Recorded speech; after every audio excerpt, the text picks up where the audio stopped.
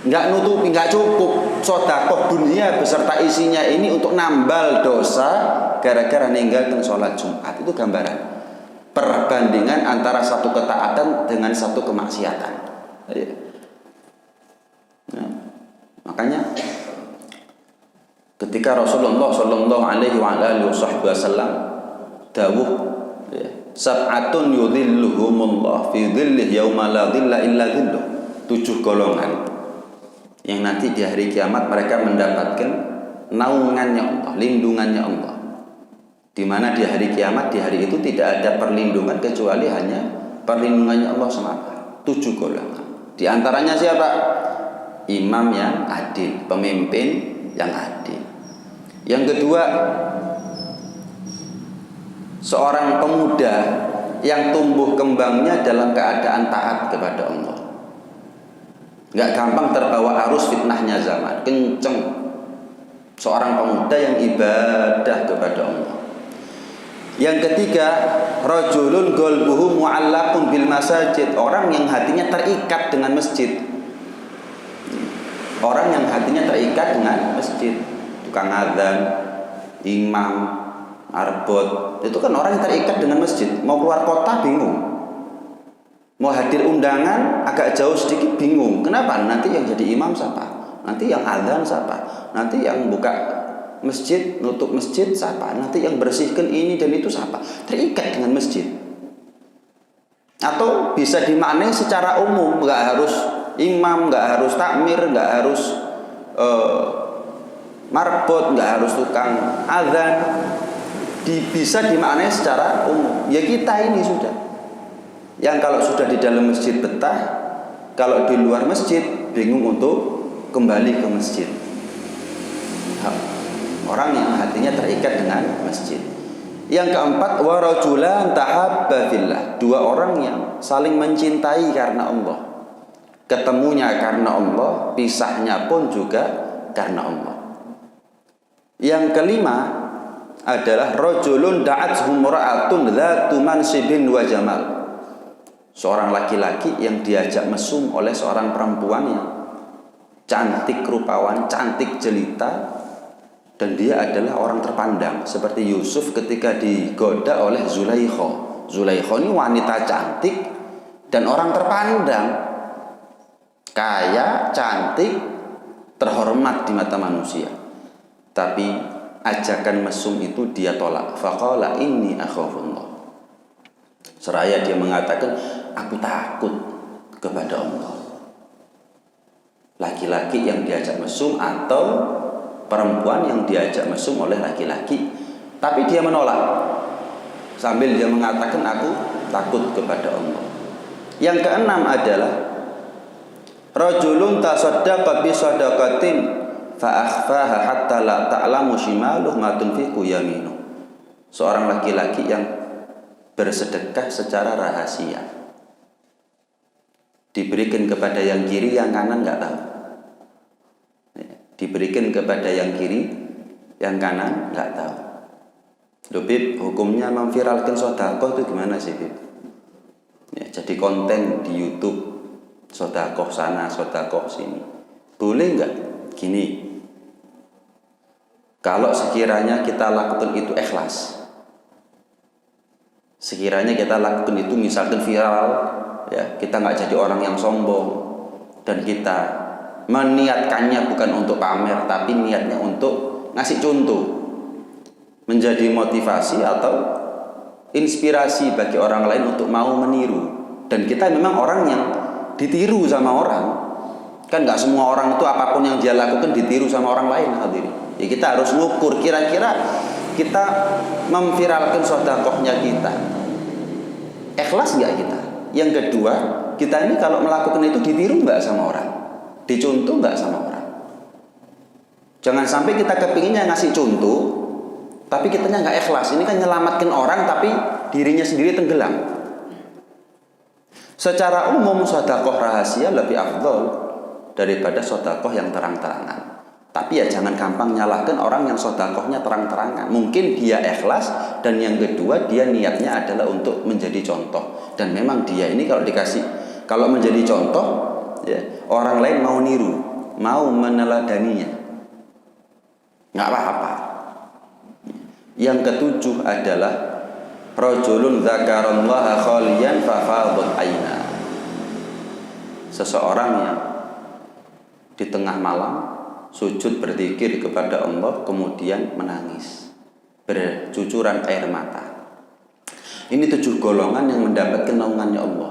Tapi dari 7 golongan ini, yang paling afdol kata ulama hadis adalah seorang laki-laki yang diajak mesum, tapi dia menolak, seraya dia mengatakan aku takut kepada Allah. Ini yang paling afdol. Kenapa? Meninggalkan kemaksiatan. Lebih afdol daripada taatnya imam, adilnya imam. Lebih afdol daripada orang yang ketemu karena Allah. Lebih afdol daripada sedekah rahasia. Lebih afdol daripada orang yang hatinya terikat dengan masjid. Lebih afdol daripada istiqomahnya pemuda dalam ketaatannya kepada Allah, dan seterusnya dan seterusnya. Kenapa? Meninggalkan kemaksiatan. Makanya ada istilah kaidah fikih, darul mafasid aula min jalbil masalih. Mencegah mafsadah itu lebih afdol daripada menarik maslahat. Mencegah mafsadah itu lebih afdol daripada menarik maslahat. Ibadah itu menarik pahala, tapi meninggalkan kemaksiatan itu mencegah dirinya daripada mafsadah. Ini lebih afdol daripada sekedar pahala. Kita meninggalkan kemaksiatan itu jangan dianggap nggak berpahala. Pahalanya paling besar. Pernah diceritakan, ada orang lewat jalan begitu ya, musafir, sampai di satu jalan hadirin, capek dia karena panas, karena teriknya matahari. Akhirnya dia berteduh di bawah pohon. Dia mau melepas bajunya, nyari paku nggak ada. Akhirnya dia nyari sesuatu yang bisa dibuat gantungkan bajunya. Udah, nyari paku ketemu paku, nyari batu ketemu batu, diduduk pohon tadi. Yes. Gantung bajunya, istirahat dia di situ. Selesai dari hajat istirahatnya, dia mau lanjut perjalanan. Dia melihat paku ini enaknya dijabut atau dibiarkan ya. Terus biarkan, mungkin ada orang nanti selain saya juga berteduh di bawah pohon ini, bingung untuk nyari gantungan baju. Dia nggak bingung lagi sudah. Kenapa? Ini sudah saya sediakan, sehingga dengan begitu saya dapat pahalanya. Bener. Setelah orang ini pergi, nggak lama ada orang berteduh di situ. Dia berteduh, ngisis. Dia ngeliat batu ini, ngeliat paku ini, dia mikir, ini kalau kena kepalanya orang kan buncur ini. Dicabut, dicabut. Karena dia berpikir, ini kalau kena kepalanya orang, luka, cabut. Satu orang tanya, dari 2 orang ini, satu orang tanya kepada ulama, yang mana yang paling afdol? Dua-duanya baik, tapi yang kedua lebih baik daripada yang pertama. Kenapa? Mencegah mafsadah itu lebih afdol daripada menarik satu maslahat. Menjauh dari kemaksiatan di sisi yang lain itu lebih afdol daripada menarik satu pahala, mencari atau menggali satu pahala. Makanya kalau jenengan tahu Al-Habib Umar bin Hafid ya, pernah sekali waktu beliau itu matur begini, kita ini penduduk Indonesia itu lebih prospek untuk menjadi wali daripada kami yang tinggal di Hadramut, di Yaman, di negeri Hadramut. Kenapa? Kalian gak usah ibadah macam-macam. Pokoknya satu ibadahnya jenengan. Apa itu? Kalau ada niatan maksiat jangan dilakukan. Karena kalian hidup di Indonesia ini banyak peluang untuk maksiat. Mau minum khamr bisa, mau zina bisa, ya, mau judi bisa, mau apa juga bisa.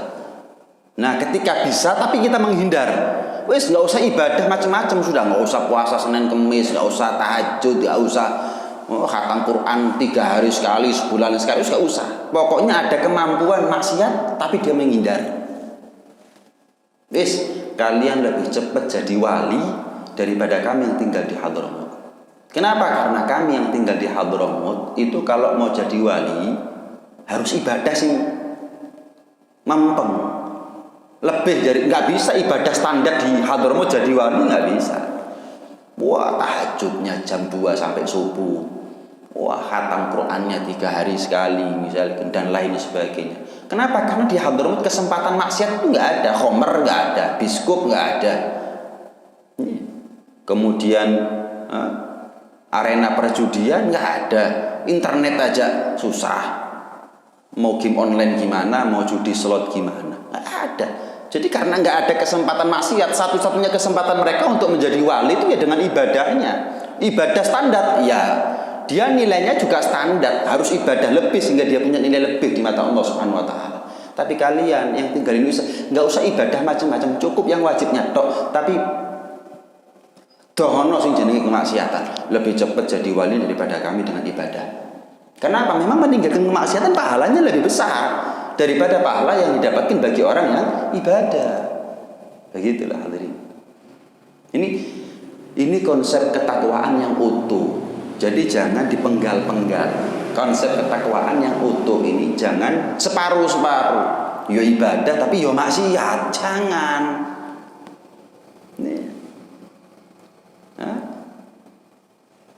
Di Hadramut nggak ada hadirin. Tahun baruan itu nggak ada kembang api, merconan, itu nggak ada. Ya, misalkan. Sehingga mereka kalau mau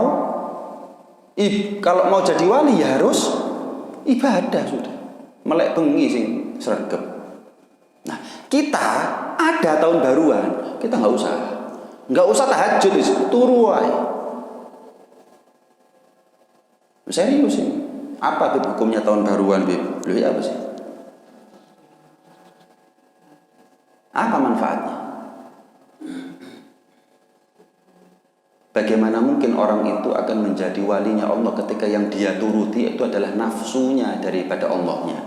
Memangnya yang membuat dia jadi wali itu nafsunya? Allah yang bisa membuat kita jadi wali hati.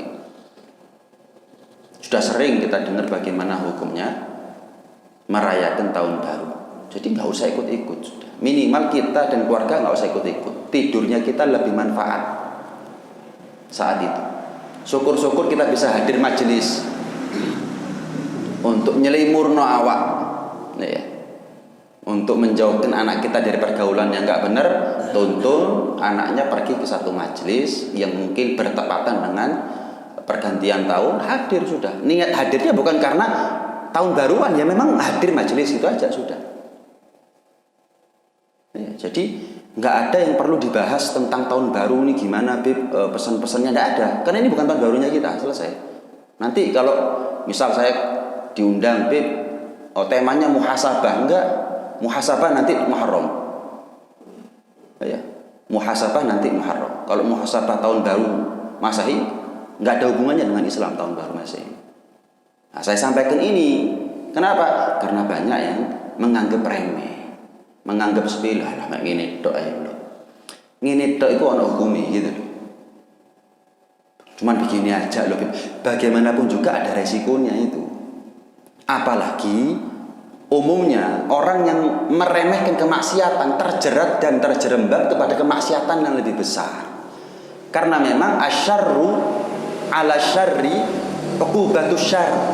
Kemaksiatan setelah kemaksiatan itu adalah hukuman daripada pelaku kemaksiatan. Jadi ketika kemaksiatan itu menjadi candu baginya, menjadi hobi baginya, itulah akibat daripada dosanya dia yang pertama.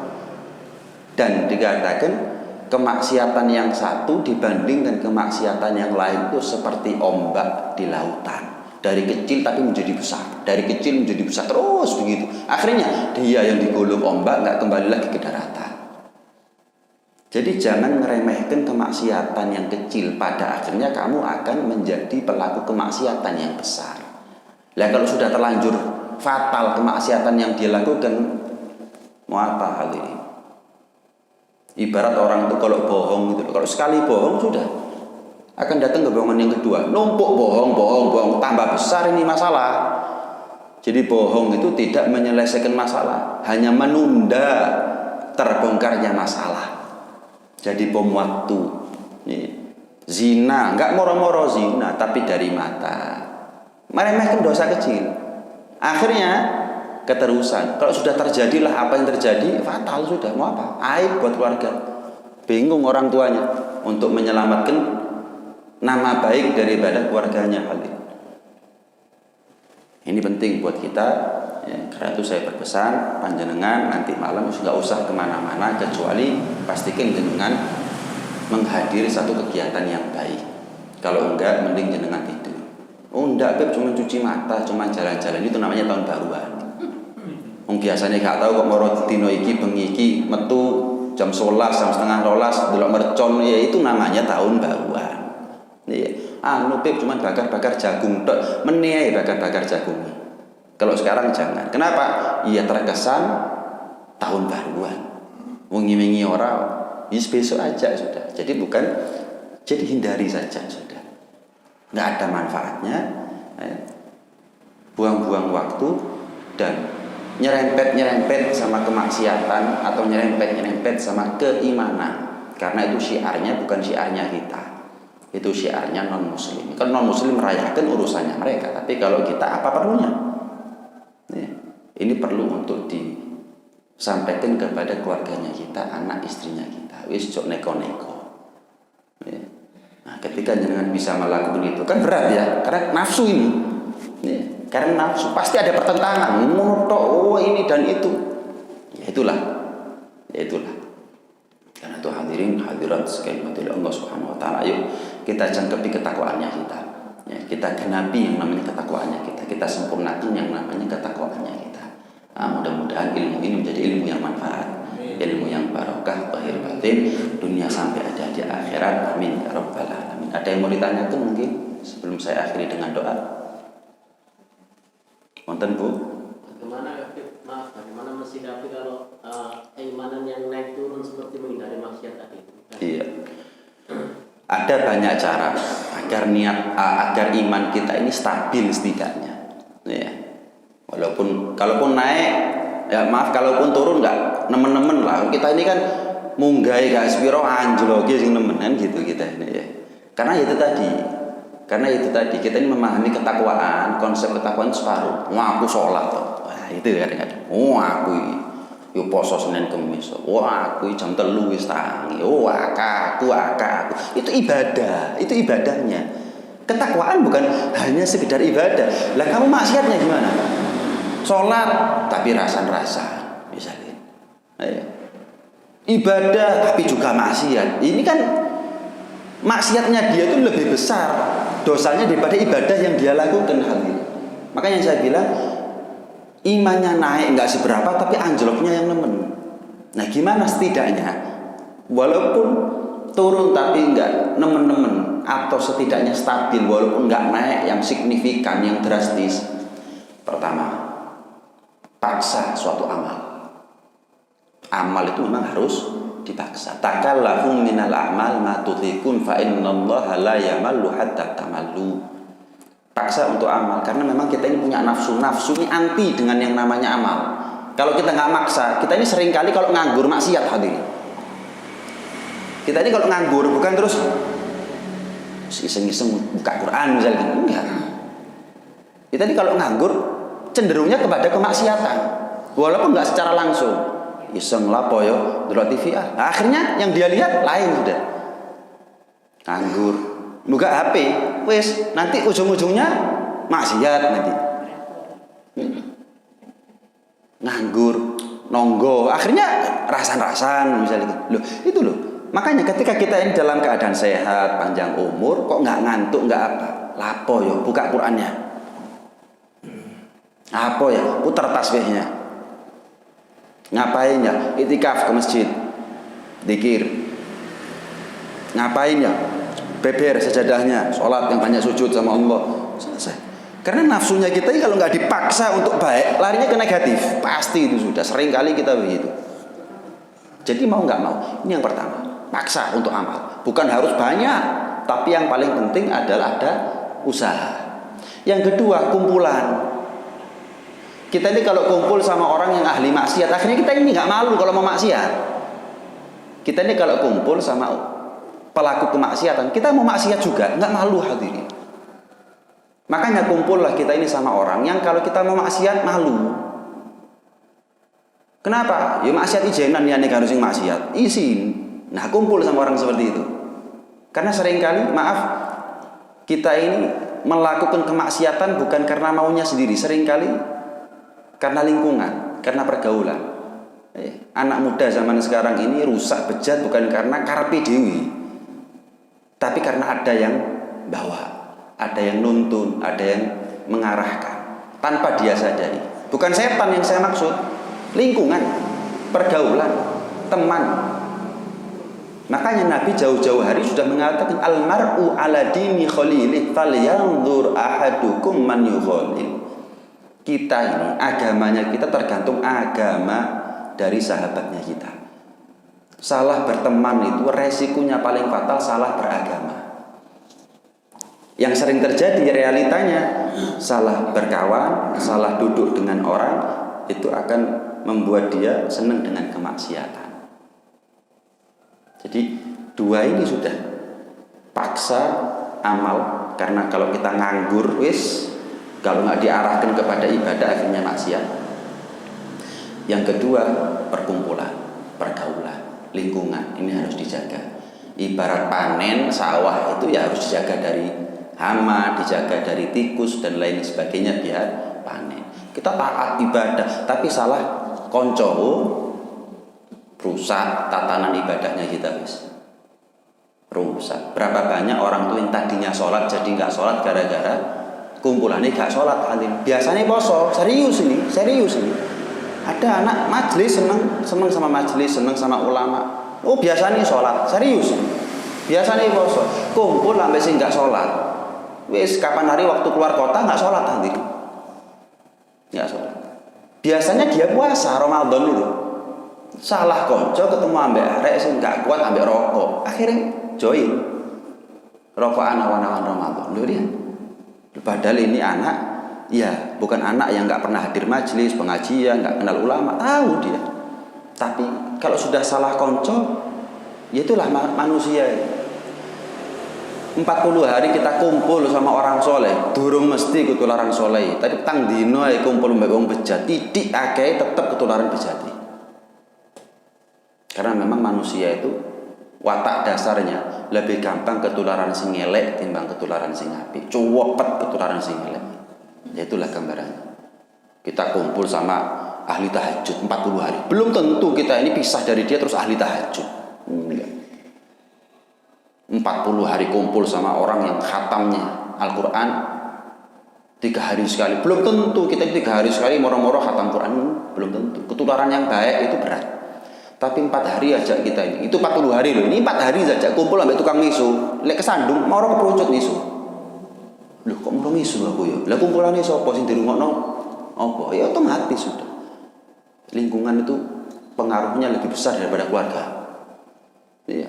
Warga menging model yo wanti-wanti model gimana, tapi kalau nggak dijaga dari pergaulan ke bawah arus, sering kalinya begitu. Pengaruhnya lingkungan sama-sama kita sadari lebih besar daripada pengaruhnya keluarga, pengaruhnya orang tua.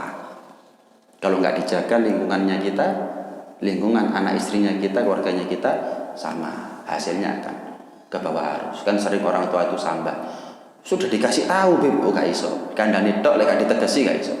Maksudnya dikandani ya dilarang dari perkumpulan yang gak baik. Yaitu hati. Itu dua ini sudah untuk menjaga iman itu stabil. Ya, dipaksa untuk amal masih gak sekira amal sholatnya, tahajudnya 2 rakaat mungkin dan lain. Yang kedua lingkungan yang buruk hindari. Dengan begitu iman itu akan stabil. Walaupun naik tapi gak drastis, tadi gak apa-apa. Yang penting gak turun, gak anjlok tadi itu. Itu sudah bagus buat ukuran orang seperti kita ini sama-sama ya, itu sudah bagus itu. Mengingat fitnahnya zaman seperti ini hadirin. Nah, ada yang lain? Cukup? Nah, mudah-mudahan sekali lagi kita dipanjangkan umurnya oleh Allah dalam keadaan sehat walafiat, dalam keadaan taat kepada Allah, patuh kepada Rasulullah sallallahu alaihi wasallam. Amin ya rabbal alamin. Bismillahirrahmanirrahim. Alhamdulillahi rabbil alamin. Allahumma salli wa sallim ala sayyidina Muhammad wa ala alihi wa sahbihi ajma'in. Rabbana anfa'na bima 'allamtana, rabbi 'allimna alladhi yanfa'una, rabbi faqihna wa faqih ahlana wa gharabatin lana fi dinina ma'al